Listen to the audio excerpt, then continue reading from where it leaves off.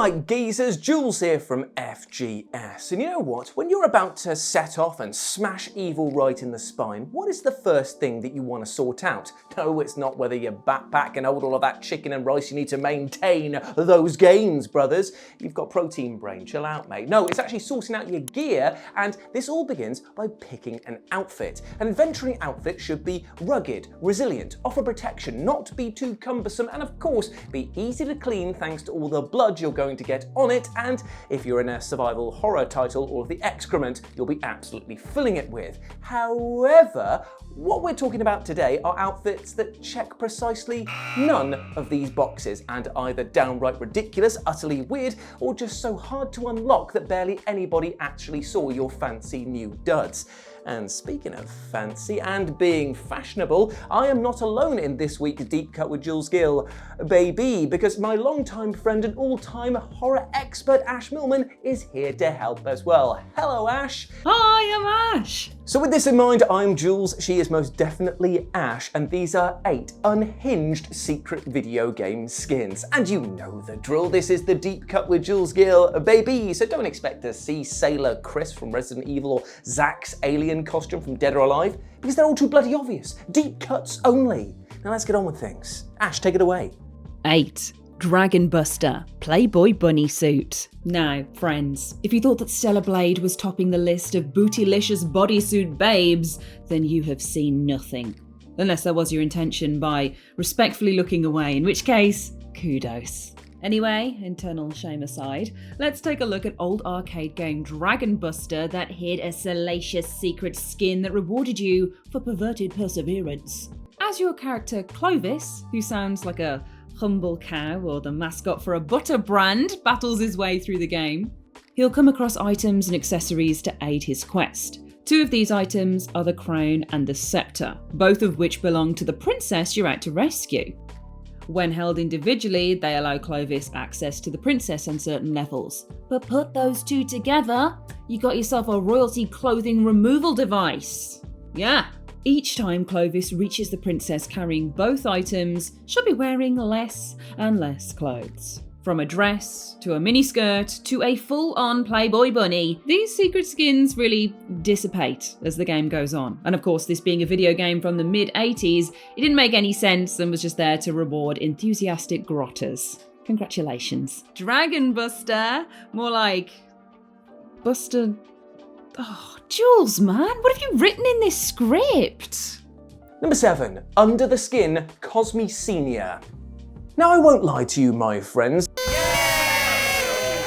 The reason why I'm speaking about the deep cut and completely misunderstood PS2 title Under the Skin is actually threefold, and yes, that is the top tier of my counting limit. The first is because the game is circling the drain of obscurity so much that I feel it's my duty to at least mention it here for fear of it fading forever. The second is because it's a secret banger of a game that many just didn't get on first playing back in 2004, but trust me, its blend of pranking humans as a shapeshift alien toddler really is that slice of insanity that you need in your life. Plus, it's got an entire level dedicated to Resident Evil, which is just so bonkers you can't not love it. And finally, reason the third, and to be honest, it's the reason why I'm stretching out this intro so long. It's the unlockable skin in question, Cosmi Senior, which is just a grey and angry looking version of our hero Cosmi. It is so rare that after many moons of searching, I can't actually find any footage of it actually being used in-game.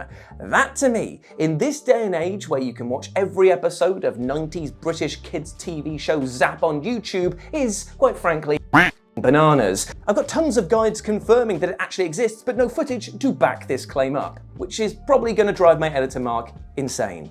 Apologies. Still, if nothing else, at least you got to see with your own eyes the utter unhinged madness that was and still is Under the Skin. A game that, lest we not forget, allows you to shoot somebody in the face with a gun or explode them and then walk away, calling such actions pranks. Amazing, it's like 2011 YouTube. 6. Fatal Frame series. Mario, Luigi, Peach, and Samus. I love the chaos and unpredictability of Nintendo. On the one hand, they're very protective of their first-party IP and are super careful about how they market themselves to the world. And on the other, sometimes they will just throw a franchise a crossover bone that makes no sense and leaves you scratching your head raw, in the best way possible. In fact, that's why Jules hates Nintendo. That's what happened to him. That's why he's got no hair. Scratched it raw. From Link turning up in Soul Calibur 2 to being able to dress Palicos up as Mario and Luigi, there are many games out there that feature approved cameos and crossovers that seem totally adrift from the original franchise in the best way. And this has never felt more true than in the unhinged Nintendo costumes you can unlock in the Fatal Frame series. In the remake of Fatal Frame 2, Project 02 for us Europeans and Australians, you can unlock Mario and Luigi costumes for the main characters. In Fatal Frame 4, you can don Samus' Zero mission suit, and in the oft-forgotten spin-off, Spirit Camera the Cursed Memoir, you can even don a Princess Peach outfit. It is wildly strange seeing such cheery costumes in the dour and grim world of Fatal Frame, but it does kind of mean you can make your own gritty reimagining of Luigi's Mansion as you play through, which is... it's something. Cool, blimey, I'll tell you what, I'm working up such a sweat with this video that I'm nearly soaking through to my clothes. But you know what I'm also absolutely sweaty for? The fact that Ash and I will be sharing the stage once more on the Future Game Show Summer Showcase, which is going live tomorrow at 8 PM BST. On the after show expansion pack, Ash, Nathan, myself and other guests will be talking about brand new video games, dropping some exclusive trailers and might have a cheeky surprise in there for you as well. So sub to the channel and set a reminder for the FGS Summer Showcase, you utter legends. Now let's get on with the deep cuts. Number 5, Trials of Mana Remake, Rabbite Slippers. Now come with me, friends, as we step inside my time machine over here and we head back to the heady days of 2020. And let's take a look at the pretty brilliant remake of Trials of Mana. And no, we're not leaving the time machine because of the pandemic that's currently going on at that time. And no, I'm not going to go back any further in time because time fuel is bloody expensive. Yes, I'm realizing it's now a bit of a wasted trip, but let's stay focused, gang, and talk about how in this game you could, if you were skilled and absolutely mad enough, unlock a pair of adorable slippers for your character. Now, this fashionable set of footwear not only looks super comfy, but also comes with an added bonus of enemies ignoring you while you're out exploring, meaning that you can hoover up secrets and items without getting stabbed in the back. However, and this is the big how and a big ever, in order to unlock these Rabbite slippers, you're going to have to beat the game on its hardest difficulty setting, No Future, which was introduced in a post-launch pack. Now, what makes this so utterly brutal is that not only are the enemies made of concrete for how bloody tough they are, you also have a hard limit on the amount of abilities you can use, and even worse, boss battles are now timed. To be honest, by the time that you're finished with the No Future setting, you're going to be so sick of battling that the ability to ignore enemies will seem less like a blessing and more like a requirement for your own mental well-being, turning a reward into a court-ordered mandate. Still, it's there if you want to shoot for the stars, my friends. Oh, and by the way, I know that there's likely to be some keyboard warriors out there saying, technically this isn't a skin, Jules, it's only a foot accessory. Well, maybe consider these two things. One, I'm pretty sure these slippers are made of real Rabbite skin, so technically that counts, skins, you know what I'm saying, despite it not being a full wardrobe. Yeah, and two, shut up, okay? Moving on. Love you really. 4. Dark Chronicle, a clown suit. Sometimes a video game sequel comes along with such force that it relegates the original to obscurity. Violently, apparently.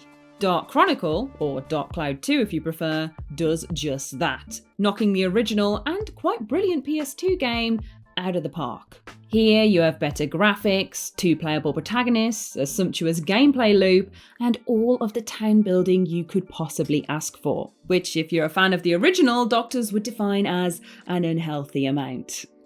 Hook it up to my veins, brother! However, there's one truly strange moment in Dark Chronicle that needs to be addressed. The secret final costume for protagonist Max. Now, admittedly, there are a ton of costumes for our other playable protagonist Monica that are equally odd, but it is Max that takes the biscuit in this entry for having an outfit that makes a fool of you. Quite literally. Max's final costume is a clown suit, complete with dopey hat and red nose. That is your reward for putting all the hard work in to get the secret medals and scour the world for rare resources to make the bloody thing. It sure does look like the mayor who sells you part of this costume is taking you for a ride with this one, and makes it so that walking around your rebuilt city will result in the populace pointing and laughing at your stupid dumb face.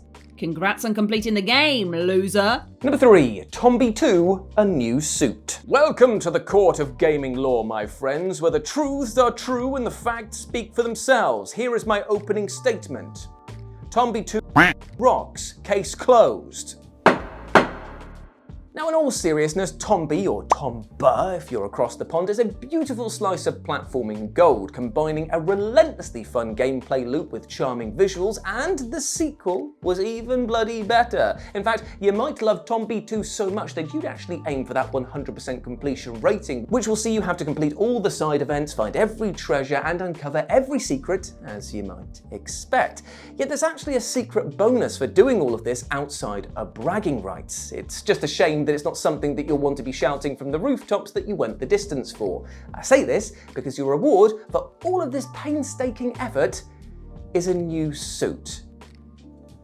Okay. I mean, at least it's a little better than the developer's message from Super Mario Galaxy, but I won't lie to you. Yay!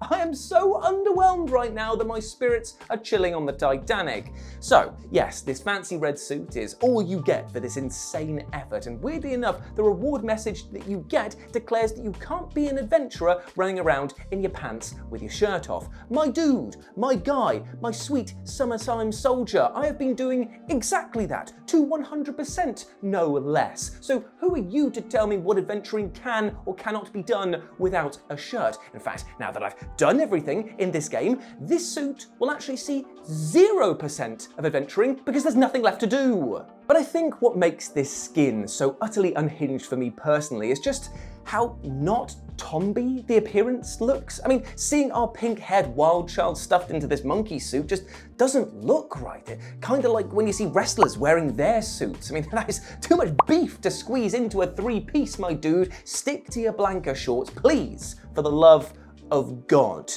Plus, I mean, let's face it, that's going to be a nightmare to clean with all the pig brain matter and entrails that Tombi will slurp up on the regular. 2. Nearly all of the Dead or Alive Dimensions costumes. Now, it wouldn't be a list on extremely unhinged costumes that I mentioned from the Dead or Alive series, which delivers those stupid, sexy Flanders, skin-tight flesh bearers in equal measure alongside costumes that defy time, space, and all logic possible. For example, just look at Bayman's scuba suit. I mean, just imagine how hot it would be fighting in that, as well as trying to high kick someone with a flipper. Still, it might surprise you to find out that we're not talking about any one costume in this entry, nor anything particularly sexy or weird.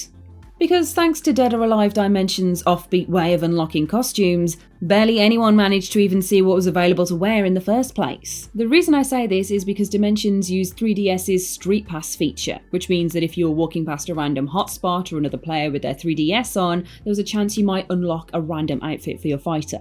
Add to this that certain costumes were only available for a limited amount of time and never recycled, and you have yourself the prototype version of the Fortnite shop. A completely random RNG nightmare that could see you missing out on skins by just having a life outside of the game? People have those? If you don't think that that's enough of a qualifier for this list, then firstly, screw you. And secondly, we can talk about Zack's other unlockable outfit, which is from the titular character in the game Epuna. An RPG that honestly has a pretty awesome combat mechanic of you attacking in a manner similar to baseball, with you curving your shots or winding up for stronger attacks and pitching hard right into the face of your enemies. And what can you say about Zack's Epuna attire other than it is as gaudy and weird as many of his other costumes? But now he has the added bonus of looking like he's in a perpetual state of being eaten alive. Good stuff.